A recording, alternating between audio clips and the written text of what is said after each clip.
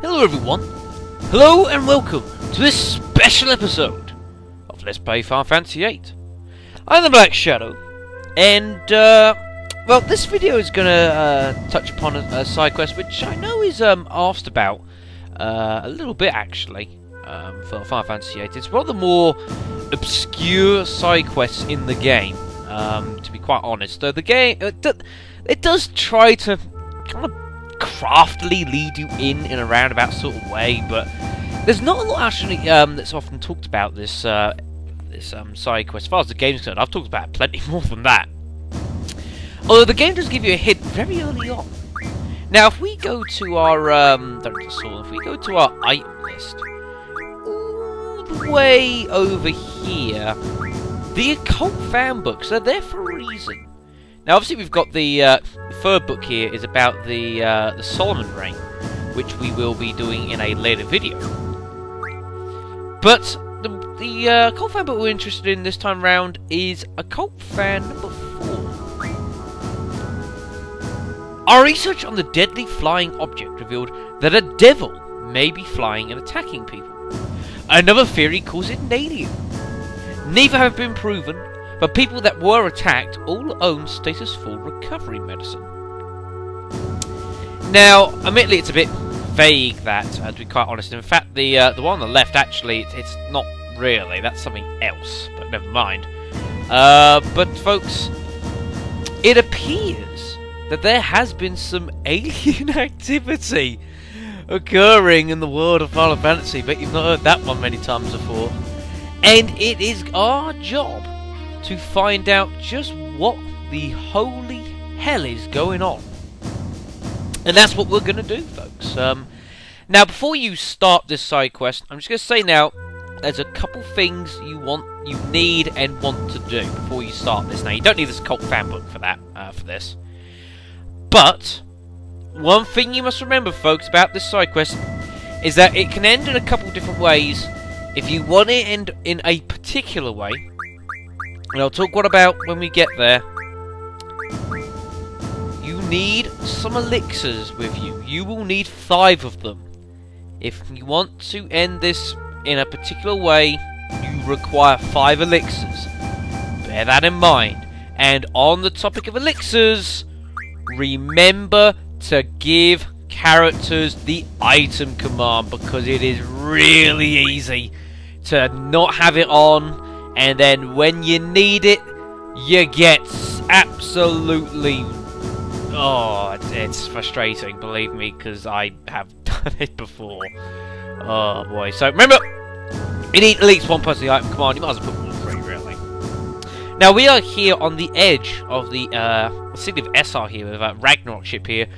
You basically, you might as well, you do need, I believe, the Ragnarok ship to actually fully complete this side quest. You can start it earlier on, but not properly. You can start it, but you certainly cannot finish it. In reverse to the words of the very famous Magnus Magnusson. So I've waited till here till we've got the ship here to make things just a bit easier, folks.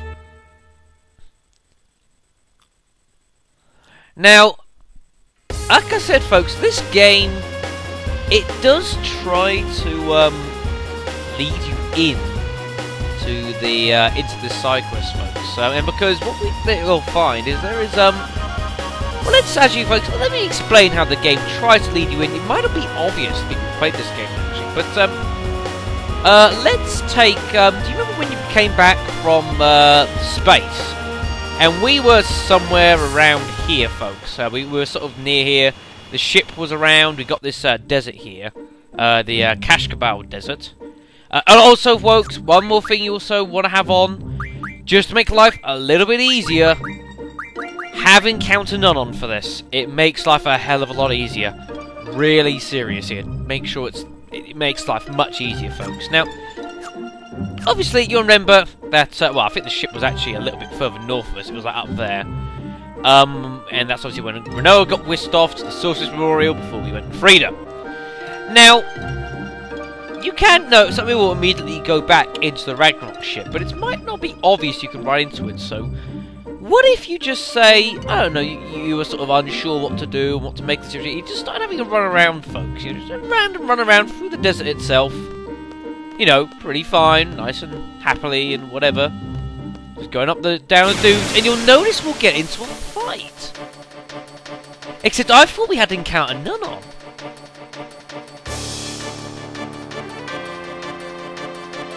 Who the hell are we fighting?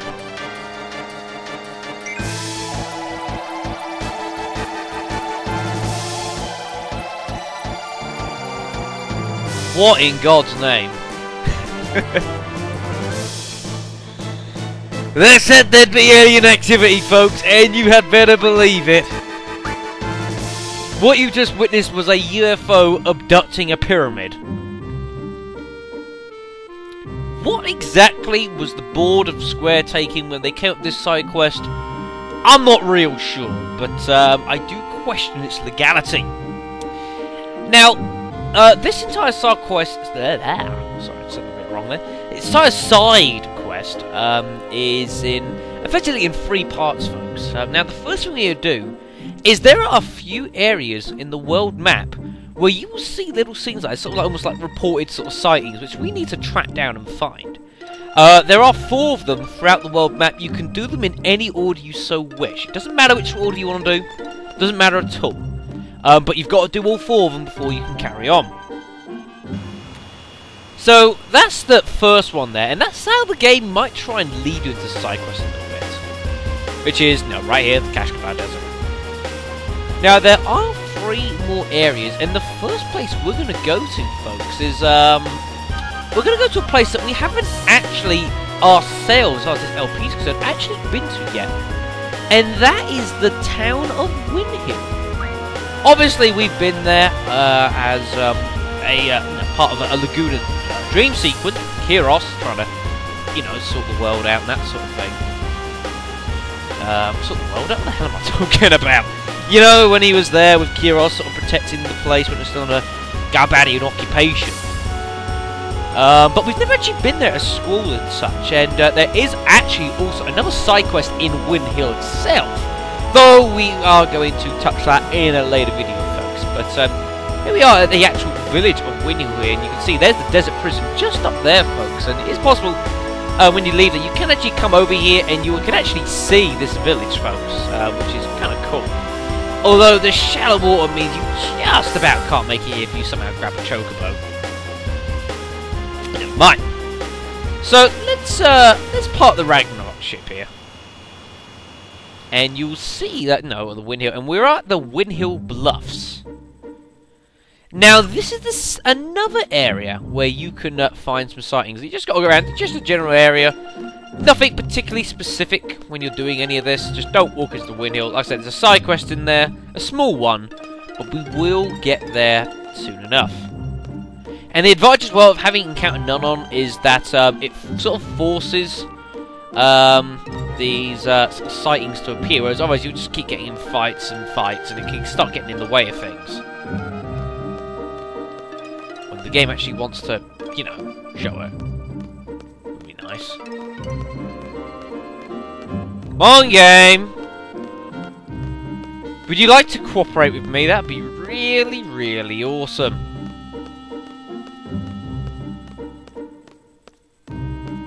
Game, thank you! Yeah, sometimes they're usually very quick on the draw, folks, but occasionally they can just seem to take a little while.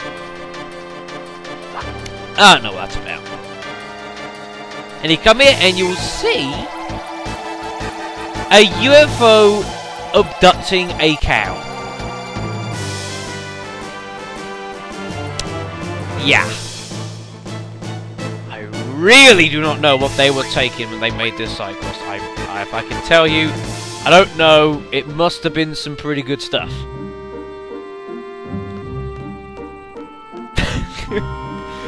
Oh, I can't even find words to describe it. But never mind! Never mind about that. My head would probably explode trying to understand it, but never mind. So that's the second one done. The third one is actually right next to us, folks. Actually, it's over here. I was about to say the city of Tim, but that's not quite true. Well, at Timber, obviously. We haven't been here for... well, we hadn't been here for a fair while, until like the last video, folks. Now, the encounter we're looking for isn't actually here at around Timber itself. What you need to do is you need to head a little bit east-east or northeast-ish, and you've got this beach here. And hopefully that's not going to get in the way of the train. Oh, luckily it's going the other way, so we're okay. Oh, that was quick! I couldn't even go and show you where the heck we were. Never mind. I'll show it afterwards, folks.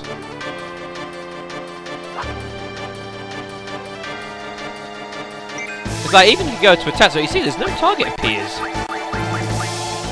And this time you see a UFO abducting, I believe they're officially called like Maui statues, I think they are. People like, you know, think like Eastern Island heads. You know, Eastern Island has like those statues that go around it.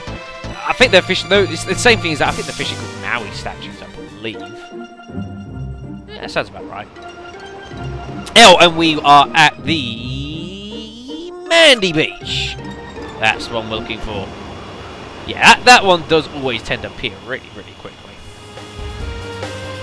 So from there, folks, we now want to head northeast to the fourth sighting, or area that we can see. Now, this place here is kind of why you need the Ragnarok ship. I don't think you can get on here any other way. You might be able to sort of cheat and use the garden to get on, like, just. But I think that there would be some minor cheating involved. And that involves this place here. Now, this is the, what's it called? This, peninsula, is it like Helith? Something like that. Heath Peninsula, that's the one. Now, you've got this peninsula here, but we don't actually want to be on the peninsula itself, folks. We see that little rock, little small island here to the left? This is what we want now. Of course, you can see it's you've got sort of rocks all around it, folks. You can only get on here with the Ragnarok, I'm pretty damn sure. Yet this place is still called Heath Peninsula, which technically isn't true. It's not part of it, but never mind. That was pretty quick.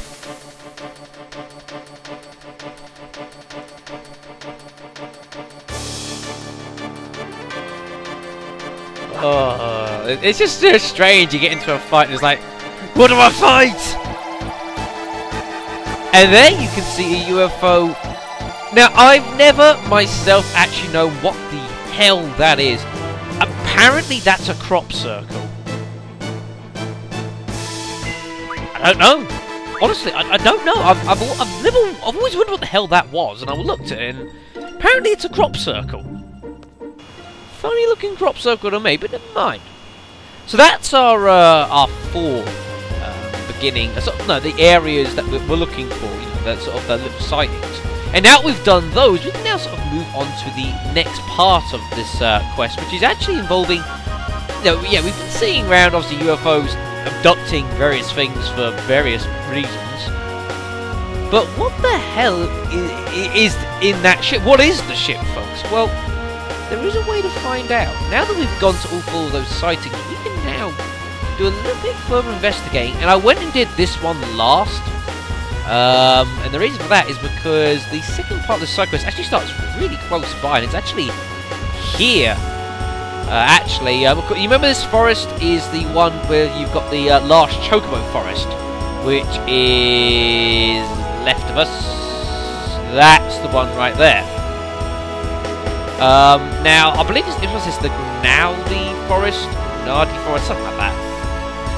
I'll look at it when we get off it, something like that, folks. Now, what you want to do is, you've got the Chocobo Forest right there. You want to actually go onto these rocks.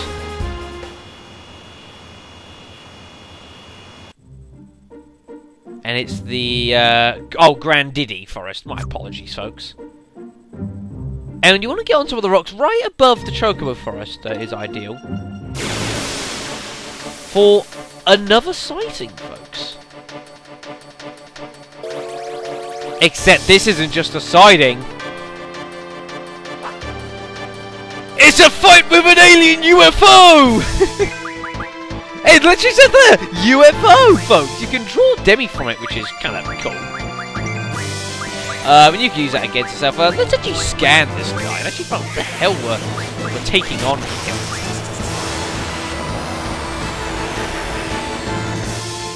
110, that's it, Renoa. Let's embarrass yourself. You're supposed to be a spellcaster. Is there even anything in that? I don't think there is. Unidentified flying object from outer space. Level 26, but he only has 1,300 health. It's not a lot. His stats aren't that particularly high. Those are weird little things. I mean, look at it. There's nothing in there. Oh, God. So luckily, Squall, hugely overpowered. Yeah, can take that guy out. Well, holy crap! Whoa!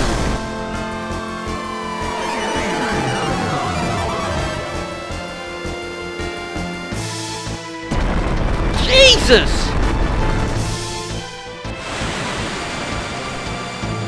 What the hell happened there?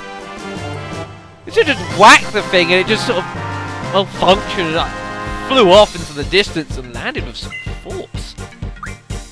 Oh, you do get an Aegis armlet for this fight. That's basically fixed. You get the evasion junction bit, which is actually quite nice because not many Guardian Forces have that, so that can be pretty useful.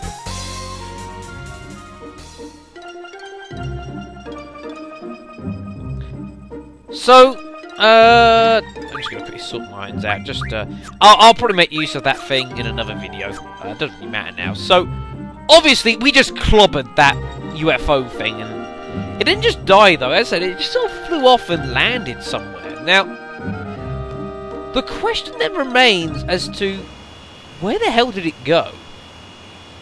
And this is a good question, actually, because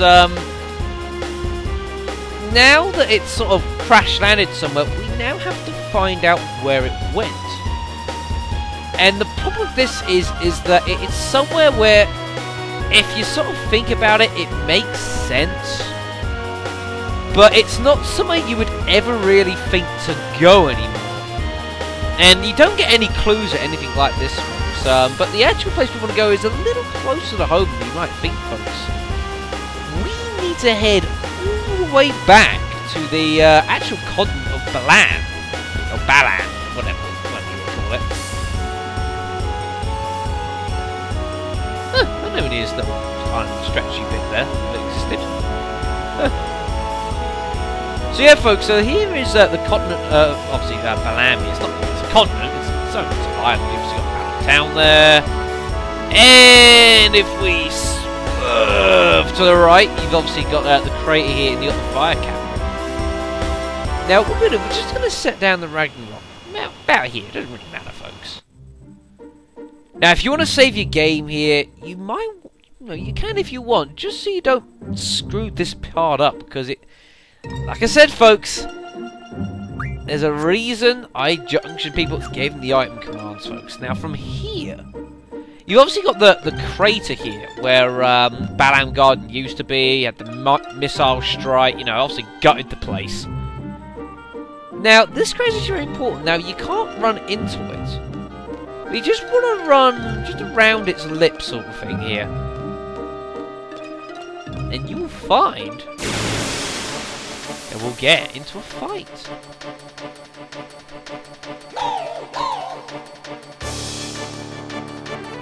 Yes, folks, you are seeing that correctly.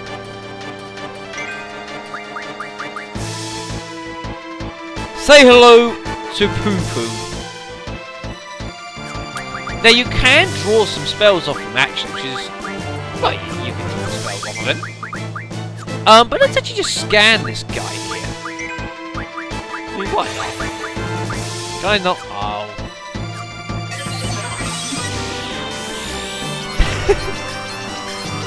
Who'd have thunk it, folks? We're fighting aliens in a Final Fantasy game. An alien from another planet. Someone destroyed its UFO, and the alien is in need of help. Because he's level 26, he's only got 10 health though, folks, so we could easily just obliterate it if we wanted to, it's not a problem. And you can do that, folks, and if you take it out, you will get a accelerator, which is nice. You can teach a Guardian Force or haste with that. But there's a few reasons that you may not want to do that. A, because if you really want accelerators that badly, you can mod the Kyros card from the Queen of Cards side quest. That will give you free accelerators, and then you're sorted. You don't actually need any accelerators. Free Guardian Force can learn that. You just keep them split. Everyone's got it all the time, so you know, don't even worry about that. And secondly, because if you do something else, you get a unique reward from this little guy here. And thirdly, look at him! Look at him with his swirly little eyes and the little flickering little bomb-bomby thing! I just did that.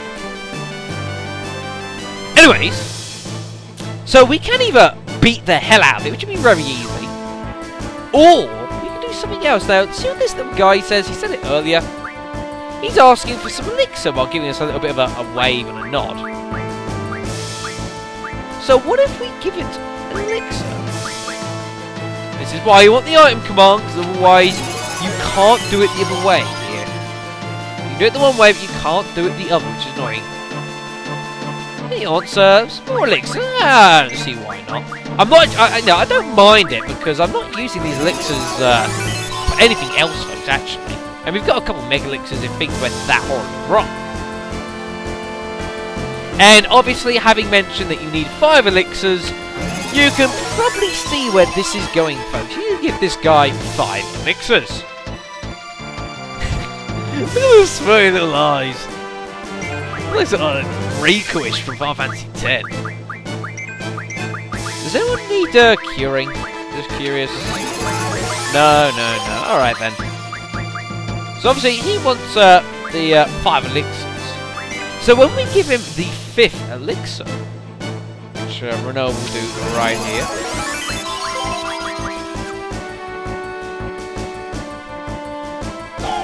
He gives a little boogie dance. Says thank you in some weird language. And the fight ends. Believe it or not, folks, no experience. But you get Poo Poo's card. Now this is completely unique. One of a kind. You cannot get this card anywhere else in the entire game. This is the only way you can get it. I don't think you can get it in any other way. And you will find that Poo Poo's card will actually fit that missing little card in the level 5 that we've been had for so long, folks. And yeah, that's where it is, folks. You can see he's actually got an A there, folks, and he's actually he's the first card, as far as the list is concerned, that actually has an A on him anyway. Obviously, the rest of his stats are horrible. But, you know, it's not a card necessarily you would use, because you could argue it being up here. But, you know, it's just not good enough, I guess. And it's only a monster. It's not like a Guardian Force. But that's what you can do, folks. You can get the Poo Poo card for doing that. You're completely unique. Can't get it any other way. And what some people will then use it for is if you have the card mod ability, and you say for, oh, what if we modded the Poo Poo? He will give you the Hungry Cook Pot.